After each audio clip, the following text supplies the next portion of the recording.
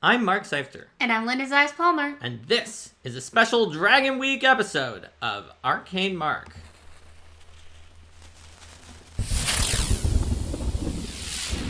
Hello, everyone. Welcome to Arcane Mark. I'm Mark Seifter. This is Linda Zeiss Palmer. We are professional game designers, and we are the hosts of Arcane Mark. Those dragons that you see in the background are not even special for Dragon Week. We just have them all the time. So it's really great that it is actually Dragon Week this week. I love dragons. I created a playable dragon ancestry. And today we're going to be talking about dragon encounters. Now, there are lots of creature encounters that you can run in tabletop RPGs. But there's something special about dragon encounters. Like, you wouldn't necessarily make a video that was all about, I don't know, like skeleton encounters or bugbear encounters. Yeah, like, maybe you would, but to be like, you need to run bugbear encounters differently than any other goblinoid. But dragons just have this cultural gravitas to them. Whether you're talking about, more Western style dragons or Eastern style dragons are just a big deal. That's right.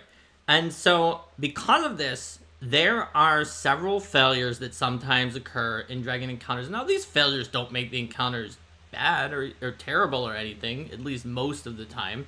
But they can make those encounters much less than they could have been if the encounters were done in a different way. And these are failures that dragon encounters can have, even for professional, published, big game companies when they're using dragons. It can happen. And it can happen to you as a GM at your own table. So let's learn from these types of dragon failures. And not only that, but how to fix them. How to make an encounter that's awesome. So picture this. Your party is wandering down the road from location A to location B, and you want to give them something to spice things up. You close your eyes, you throw a dart at a dartboard, and you decide, let's do a monster. Suddenly, a dragon comes out of nowhere. Because you randomly decided, whatever, it's going to be a dragon. There's no build-up. There was no foreshadowing that there was a dragon in this area. It's not like you picked it ahead of time and this is the red dragon Sargavar's area. I'll put the red dragon as the maximum result in the random table. I'll tell the PCs where the lair is in case they want to go there. No, this was just suddenly random. Dragon. There's no dragon claw marks. There's no giant scorches. There's no tales of people who are terrified of the dragon. It's just, you're in a featureless, contextless plane, and suddenly a dragon appears out of nowhere. So this is a problem because of the fact that, hey, it still could be a fine encounter, but dragons have this kind of gravitas, and it means if you put in this foreshadowing, if you make it into a Chekhov's gun dragon, it doesn't have to literally have guns to do that. Yeah. If you take that dragon and you make it into something more, you're going to get more out of it than if it just suddenly comes out of nowhere. Not only that, but if it comes out of nowhere with no real motivation other than that it's just there, it makes the dragon encounter less interesting because, I guess its motivation is it's attacking the PCs, but there's nothing to interact with. There's also nothing to stop it from just kind of attacking them and then just flying away. Yeah, dragons are generally really fast, they're generally really smart, and treating them the same way that you would treat, say, a wild animal that the PCs encounter on the road. Yeah. It's like you found a dire wolf or a dragon. You don't treat them the same way. Or at least if you want to have a really strong dragon encounter, you wouldn't. So what if you are traveling and you do want to throw a dragon encounter on the road?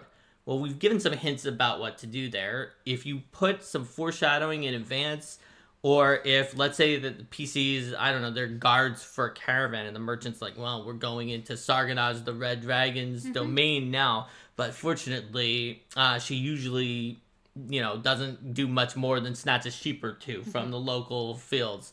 Or something like that, then at least the PCs know they're wandering into dragon territory. You can mention that a bunch of times and not throw dragons most of the time if you don't want it to be obvious. And you might have situations, for example, where the PCs have a confrontation with a dragon that doesn't just end in a we deal damage to each other until one side dies, but the dragon does a warning strafe, or some other thing happens. If the dragon has a motivation or clues to why they're there, then that makes it easier to have these kinds of encounters because you know what the dragon wants, and it's not just to give a random encounter. Like, maybe the PCs offer some food to the dragon because the dragon wants meat, or like Linda said, if it's defending their territory, maybe the PCs can use diplomacy or some kind of deception or other kinds of lies to persuade the dragon to let them through. Or make an offering to the dragon. Exactly. Or offer to, like, whether it's a physical offering or an offering to complete a quest or something like that. And whether they wind up holding true to all the terms of their bargain or try to use it as part of some kind of greater plan to trick the dragon, and how that might work out for them can lead to many different potential tales. I mean, what dragon doesn't want some tribute to add to their hoard? But let's say you didn't have time to set it up in advance. There's no time for anything other than this random encounter that you definitely didn't set anything up for, but you're kind of feeling dragon-y vibes. Well, that's okay, because there are wyverns, there are drakes, there are other kinds of dragon-y creatures that are just not with the same full gravitas as the true dragon. And they're sort of there almost, I think, to have lower level, lower gravitas creatures that have that dragon-like form that can flap around and, you know, maybe breathe out some elements and do things like that. But hear me out. What I see. What if the dragon is friend-shaped? You know, then you can talk to the. You could befriend the dragon. That's all right. It's actually easier to do that if you understand the dragon's motivation. Yeah. So we talked about just sudden dragon, where you just want a dragon, you put it in there.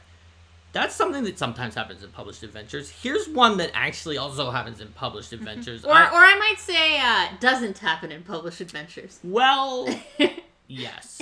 And I've literally heard people intentionally doing this, not even just doing it sort of accidentally in the back of their mind, subconsciously, and then when they look back, they're like, I did this thing. I've heard people being like, we're strategically doing this, which is not using the dragon. This is the dragon encounter flaw of you didn't even have a dragon encounter because you felt like they had too much gravitas, there's too much baggage, it's overdone, everybody does it. Dungeons and Dragons has dragons in the name. We know there's going to be Dungeons and Dragons. I want to be avant-garde, so I'm going to do an avocado toast eating dwarf who doesn't drink beer, and instead of a dragon, we're going to fight against the system. And alongside of our rude and crude elf and our very sage and scholarly orc. Yes. So I this is kind of getting to the idea that, you know, it's great to shake things up and try new things and move beyond classic tropes.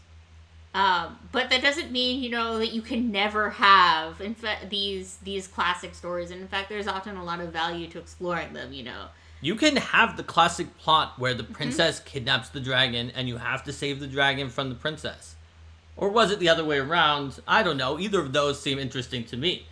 But you don't have to be like, no, we can never ever use that ever again because it's too much of a trope. Sure, you can avert it like I just did there where I literally inverted it. But playing to the tropes in some degree allows you to tap into a cultural wellspring that people understand. Obviously, if your entire campaign is just the stereotype and of all the way stereotypes, through, then it's not going to be interesting. It's going to get stale. But if you never do it, if you're always subverting every expectation at every turn, then people don't really have a foundation to stand on. And it's almost the opposite. It's be like, oh, all right, well, here's an angel. They definitely are secretly corrupt. And, I guess this demon that showed up is actually the good guy. Yeah, exactly. And each and everything is always going to never be, oh, there's this knight in shining armor, bad guy, evil. Yep. Just has good reputation. Great. All right, we ran into this person who was skulking in the middle of the night, and they're dressed like a thief. Definitely going to be someone who's very trustworthy. Yeah, somehow. Or if they look like a Robin Hood figure, they're actually a corrupt Robin Hood who's not really giving to the poor. Like, there's a degree to where if you just avoid every stereotype and trope, you have become the stereotype and trope of the aversion. Yes. And so playing to dragons in their own ambiance and theme is something you should do. And it's a mistake to never do it and always be like, I'm not using a dragon, or if I ever do, it's always going to be in an unusual way. Sometimes it's okay to have the dragon that just shows up and they're in their lair and they're sleeping on their big old pile of gold and they wake up and they're like, thief! Or something like that, like in The Hobbit. And sometimes that people have fun because while you, especially if you're a professional publisher, this is why it's actually harder for them. Yeah. You might be able to name 30 different products that all did that. In your, you have decades-long knowledge of every product. But your players. The new player, exactly. How many times have your players had that experience? Right. There's new players constantly coming into the hobby, and they might not have ever encountered a dragon encounter like that. Maybe they did one in a very famous module that was pretty recent. Yeah. Or think about experiences you've had where, you see something in a story and you think, I've seen this before, that kind of thing. And then you're talking to someone younger than you who is experiencing that media for the first time and they're thinking about it as like, oh man, this is new and revolutionary. Absolutely. And so, therefore, the number 2 failure in dragon encounters is not even having a dragon encounter because you're for whatever reason too reticent to have the dragon encounter. Oh man, Pathfinder played 5e for 5 years without ever fighting a dragon. No, it happens. Yeah. You could have played Pathfinder for a number of years in the official adventure paths and fight almost no dragons during them. Like, these are legitimately things that happen in the biggest companies where they just feel like, well, we've done dragons, so no, we're not going to do them again. So don't be afraid to use dragons. All right, so now, dragon failure number 3. We talked about, sometimes it's okay to just have the dragon that's resting on their big pile of gold. They wake up and say, thief, and then you have the encounter. But this one is one that you still can have dragon encounters that are good occasionally that don't follow, or that fall into this pitfall. Dragons are often seen as a creature that kind of has to be alone because of the fact that they are this pinnacle of power, greed, of pride, and that they wouldn't rely on anybody else. But the problem with that is, in a lot of games, and certainly, D&D 5e is one of them, a single solitary monster doesn't have a great experience fighting against a bunch of PCs who have way more actions than that monster does. So what kinds of stuff can you add? Well, before you even start thinking about other creatures, they might have traps, environmental effects, hazards, all kinds of stuff that's going on that is helping them out. Even the concept of layer actions is actually a really good way to ensure that something's going on alongside the dragon. Obviously, if you're playing 5e and you have something like legendary actions, or in 2024 where they would have lots of different reactions, you can do that in Pathfinder too. All of the dragons in Pathfinder have some kind of useful reaction that's different between the dragons so that you are doing something off your turn. That's a good start. But the thing about it is, dragons are such an interesting creature from both a lore perspective and a mechanical perspective that it's a shame to relegate them to only being that one big foe that is found in their lair. Because dragons can be used alongside like groups of servitors who are working with the dragon. They can be part of conspiracies that have other powerful creatures who may be on almost equal or entirely equal footing with the dragon. You can have attacks where the dragon is part of the assault. Like, let's say giants are marching down in an easy-to-reach place, right down, they're gonna, knock down the gates and attack the town. But there's a dragon strafing around burning things down. What are the PCs gonna do? Like, the PCs are strong. They usually win fights. If they go stop the giants, they definitely can reach them. They'll stop them.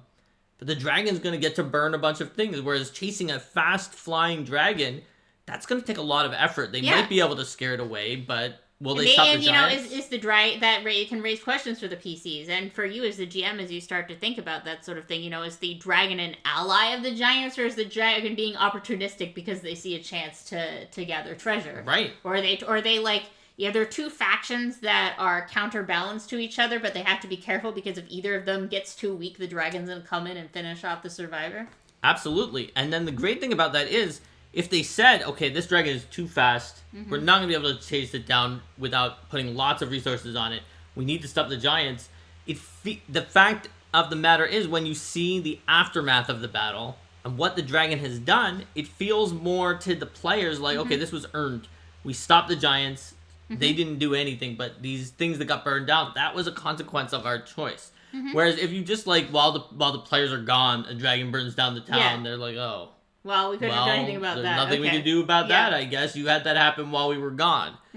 And so having the dragon work together with others allows interesting decision making, prioritization, and they're just things that dragons are good as either shock troops. You could use them as mounts for other characters in the air. They don't always play nicely with other creatures, depending on what the other creature wants to do, which is why they sometimes work better, as I described, as shock troops who are going really quickly and doing other things they want. But what is more like amazing to have as like the villain's mount than a giant dragon? Absolutely.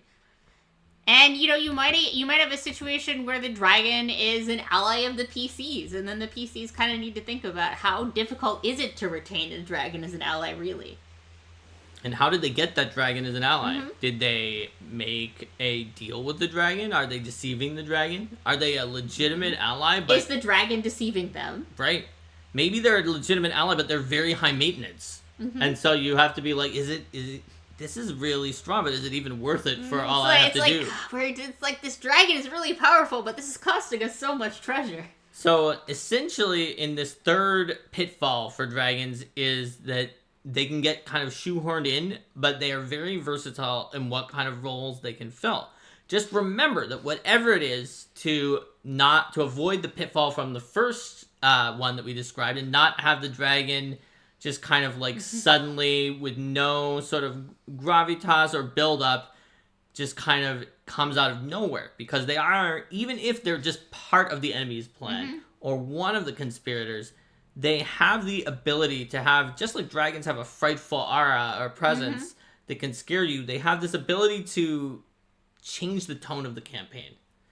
And you are only able to do that if you work with the dragon. Yes. And make sure that people have a chance to know in advance that there's a dragon there. I mean, a lot of campaigns do well to have opportunities for the PCs to hear rumors about what's been going on in the local area. Things that mix fact and fiction. Things that mix ideas that you expect to have come up later on with things that are completely frivolous, or with things that maybe the players can decide whether or not they want to investigate. And that's a great place to drop your dragon rumors if you don't have something specific planned for them. That's right. So, that all being said, if you can learn from these top 3 most common failures that even can happen in published dragon encounters, you'll be able to create interesting and exciting dragon encounters, and most importantly, with the pitfall number 2, you will actually create dragon encounters instead of avoiding them. That will cause your players to be so excited and interested in what's going on that they may tell stories of these dragon encounters years later. Even if you actually fall prey to the first or the third pitfall and have dragon encounters, but they kind of don't follow the advice here, they might go fine, but they're less likely to be encounters that everyone's going to consistently remember. Yeah. Maybe for the third one, maybe your first dragon that's exactly in his lair like Smog might be, but like the 5th or the 6th, then when you keep repeating it, they're going to blend together, and eventually the only thing they might remember is maybe the first one, maybe the last one, or maybe like, hey, didn't Linda always like have us fight dragons that were like sleeping on their pile of gold? Yeah. Although speaking of dragons and their pile of gold, I would say one tip for the dragons in their pile of gold is that it's often more interesting, instead of just doing piles of gold, to put cool treasure items in dragons, and remember that they are an opportunity to get huge amounts of wealth if you can survive. That's right. Plus, remember, dragons are smart. So this is another part of the dragon out of nowhere, or dragon just sleeping on their pile of gold, is that dragons are going to use intelligent tactics. They're probably going to have useful items that they bring to bear in the battle. They're going to have a reason for what they're doing, and if they're useful items in their hoard, they're going to use those items. Because why wouldn't they? Don't have the dragon who's like, I have dragon slaying arrows sitting outside my hoard. Perhaps they have dragon slaying arrows in there because they killed a dragon. Yeah, but they don't want sitting outside of my hoard that you can find on your way. And they never sold it. But that's like, I would say less damning if it was like, well, I didn't go to a store, so they're still here. But I would say more damning is when the dragon just like literally has an item that would have been real useful for the dragon to use. I have cold weakness, and I've got myself a ring of cold resistance, but I didn't wear it for some reason. I just left it in my hoard to look at it. Do keep that in mind to put those items on your dragon. Absolutely. All right. So, I saw a comment there is like sometime from Pathfinder worrying about a big pitfall with dragons. The GM is worrying too much about playing them tactically or optimally rather than focusing on cinematics. So I would say this: dragons need to have some kind of a goal. This is part of our first tip of not just they suddenly come out of nowhere. And so the dragon's goal is going to be what is determining all of their choices. Mm-hmm. Very rarely is the dragon's goal... Fight to the death! The dragon's goal, like, I will die here, but before I do, I will make sure Bob's fighter dies first. Yes. Like, which sometimes when a GM is playing tactically optimally, that is what they do. Is like, Bob's fighter is going down before I go down. Like, even though, yes, these games, D&D, Pathfinder, are balanced so that we know... The PCs are probably going to win most fights, even dragon fights. The dragon doesn't necessarily know that. Yeah. And once they figure it out, they likely, depending on their goals, want to get out of there. And they usually can with their fast movement speeds. So when it comes down to dragon, you need to play them to their intelligence and play them to their motivations, which are rarely to be like... as ruthlessly vindictive towards getting one character kill at the expense of the dragon's other goals as they can be. So play the dragon so that people understand what they're doing. Of course, obviously, you want to do things like use dragon breath or big flashy abilities first, absolutely. because they're both strong choices and they're the ones that are going to make a big impact. So I wouldn't usually avoid using those at that point. Like if you're like, I'm afraid to use the fire breath, it might be too much. Like you should probably use some other creature. Yeah. Since the breath is such an iconic part of the dragon experience. That's right. And as Kojo mentioned in chat, dragons are sometimes, a little bit lazy about things, so they might just not want to put in the effort to do, to go the extra mile if they don't have a really good reason to do so. Really, if you think of almost any of the 7 deadly sins, dragons have been associated with them at some point, at some time. The gluttony of eating everything, greed, all of them, because they were symbols of Christian sin. And, like, it was allegory, with, like, when St. George is fighting the dragon, and the dragon stood for the devil, and anything else. So, that is true, and can be a good sort of cop-out if the dragon is too much ahead that they can play to the dragon's pride, or its greed in some way to try to get themselves out of a scrape. Alright, so, with those tactics and techniques, you're going to be running some really top dragon encounters. Thanks for joining us, everyone, and I hope you have a great Dragon Week. If you're here for Dragon Week, maybe check out some other Arcane Mark episodes. We have all sorts of episodes on GM tips, workshops where we build stuff, player tips. We've got a few actual plays in there. There are different playlists for everything else.